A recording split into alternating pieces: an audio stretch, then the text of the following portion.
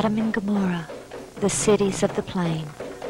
In Genesis 19, we read how these cities were destroyed by God with brimstone and fire from heaven, the first biblical record of God's vengeance upon evil since the Great Flood.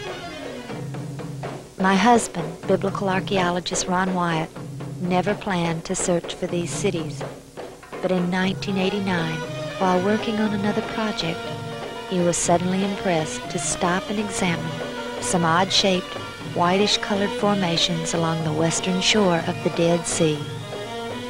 After driving past these at least 30 or 40 times in the past 12 years, this time they suddenly looked like the shapes of city walls and buildings. Pulling over, he and his crew closely examined these desolate areas. Taking samples of the material, they discovered that they broke right off in their hand and disintegrated into dust the consistency of talcum powder, as Greg Brewer shows us here. In August of 1990, Ron returned to these sites to thoroughly explore them, 5 sites which he had thus far located. I accompanied him this trip along with Marv and Renetta Wilson of Garland, Texas. As we approached the first site we examined, we all could easily see the shapes Ron had described. As no roads led into these areas, we pulled our car off the road and began the long, difficult hike. There was no doubt that these areas were unique to the immediate surrounding area. It was very difficult to walk there, for the loose material made walking an arduous chore. Following what clearly looked like the shape of an outer wall, we soon met with a most breathtaking sight. The wall had ended, and we were now looking down into what appeared to be the entrance into the city.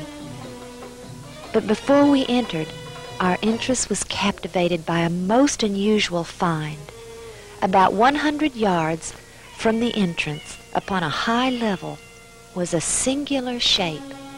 As we viewed it from all angles, we all agreed it plainly bore the shape of a sphinx. We later found more of these sphinx shapes, which we'll see later in the film.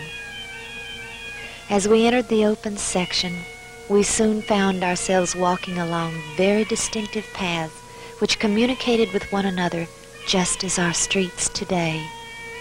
As we approached what appeared to be a dead end, we found it turned to the right and continued along until it met another street. There was distinct order here. These were clearly once streets, and along these streets were the shapes of buildings. Even to our untrained eye, the evidence was undeniable. The ziggurat shape near the entrance was almost perfectly preserved. Our research had yielded the fascinating fact that substances burned with sulfur or brimstone had a remaining ash that was heavier than the initial unburned substance.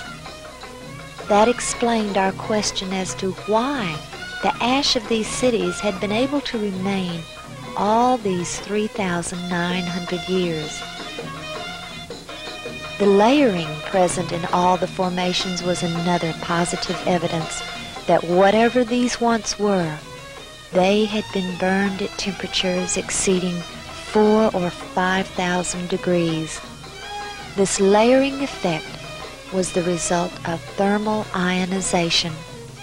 Whenever a substance is burned at extremely high temperatures, the ions of the various substances being burned attract and repel, distorting the flame.